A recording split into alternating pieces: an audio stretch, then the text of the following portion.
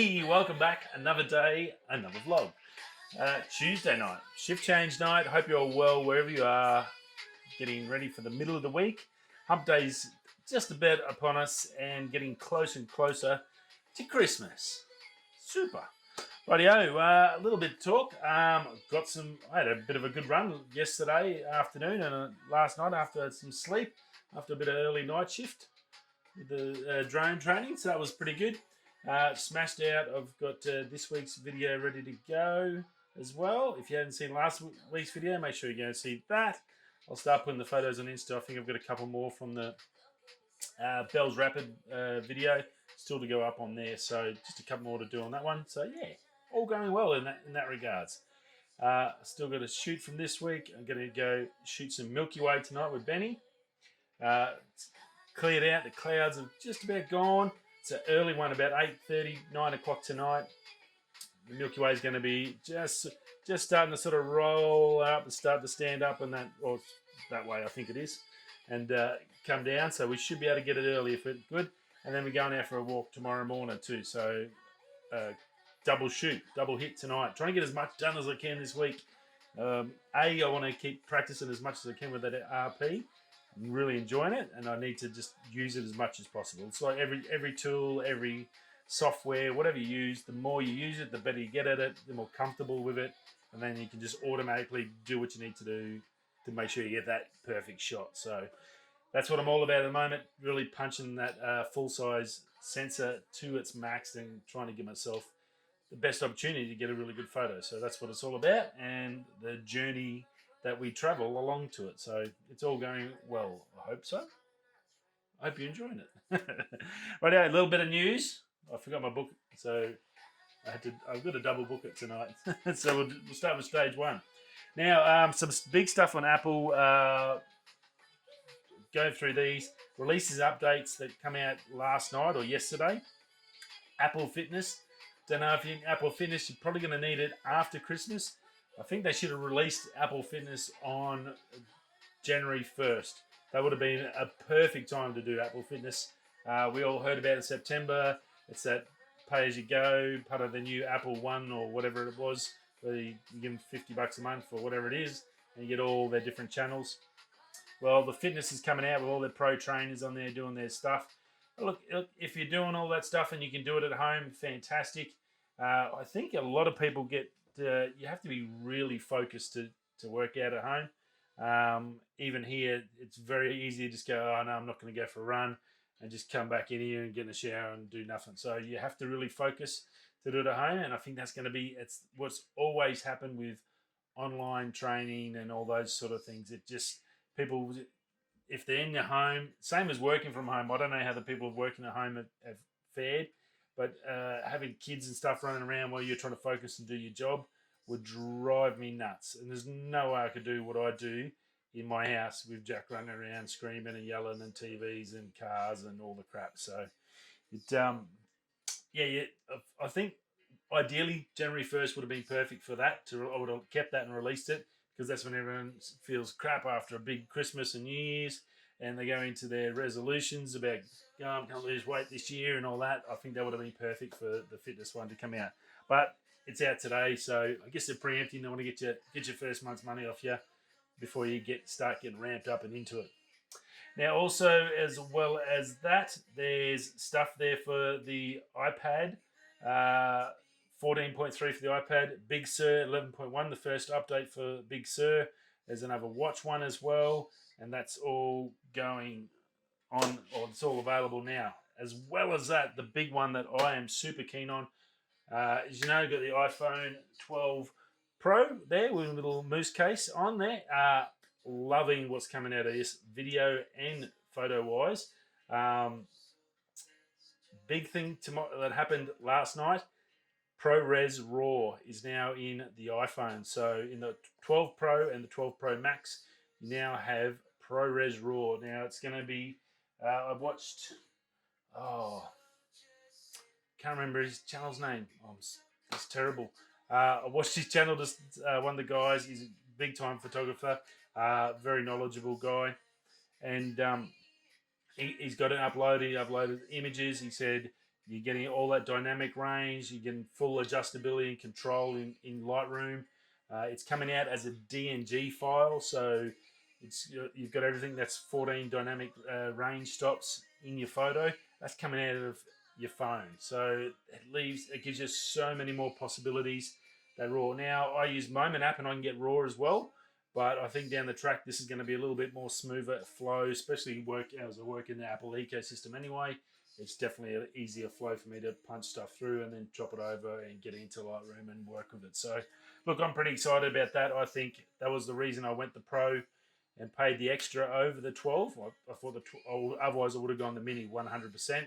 I don't need a big expensive phone, but look, this has been awesome. I'm glad I did go the Pro because of the image, and this is another one that's going to pay off that dividends because that ProRes RAWs means I can, if there's something wrong and I've got my camera on, I just need to quickly just grab a snap or something, like there's an animal, a bird or a snake or a goanna or something like that. I can just quickly grab the iPhone 12 out now. I've got a ProRes RAW shot. I can get in there and go wide angle. I can do some stuff. Also, when I'm scoping jobs out, I can also get some other gear in there and get different perspectives of possibly the same photo for when we're talking about things on the channel. So that's pretty exciting. So if you do have a 12 Pro or the Max, great time to update your phone today. Definitely do that one. So that's pretty cool. Now, Rivian. We know Rivian, we've talked about the Utes.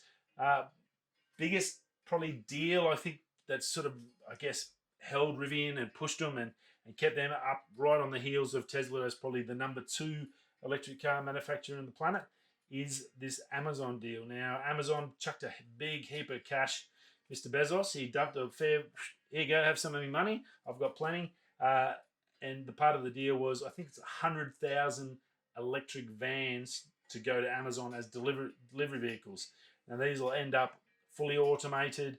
So you'll have a driver there basically jumping on and then delivering carts, fully electric, all through the States, 100,000 electric vehicles. That's a huge footprint to pull diesel engines, pretty much diesel vans off the road, diesel and petrol vans, which they are now, change them out. Now, the first one spied in California. Yep, doing some testing. So I'll put that up on, you would have seen on the thumbnail. So you would go, oh, what's that? Well, that's what that is. That's the new Rivian van or electric van for Amazon. So he's got to build up. They got to build 100,000 of them. That big wad of cash that they got out of that deal alone, I think, substantially helped them to build the factory that they're building at the moment, and they're not far off. So look, 2021 is going to be a big year for Rivian. I think I've said it a few times, but if you're new to the channel, if you haven't watched that Long Way Up show with Apple, it's on Apple Plus. Ewan McGregor, his best mate Charlie, they travel. They've done around the world. They've done Africa, north to south. Well, they did south to north. They did the bottom of South America up to LA on the first 2 electric Harleys, the live wires, first 2 of them ever built, and the first 2 Rivian Utes. It's an awesome series. It's really good. The country is just beautiful. Just as a landscape photographer, just a human, it's just the most gorgeous country ever. I love it. But to see how those electric machines reacted in real life and the issues they have, and you see them when they have stuff-ups, you see them when they break down, all those things was really, really a big eye-opener for me, and it's convinced me that they're definitely the way forward.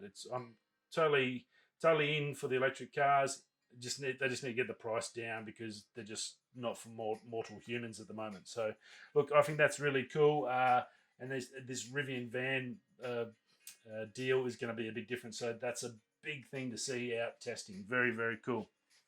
Now, DJI, if you're on Instagram and you have DJI, go to, I think it was yesterday's or this morning's. It might have been this morning's. They leaked a video from, I think it's Rotor Riot. That's the other one you'll be able to go to. Where this guys are shooting. This FPV drone comes through the shed, comes up, and it sees and you basically see the clay targets get shot by the shotgun and just explode like a foot away, 2 foot away from the drone. It's awesome footage.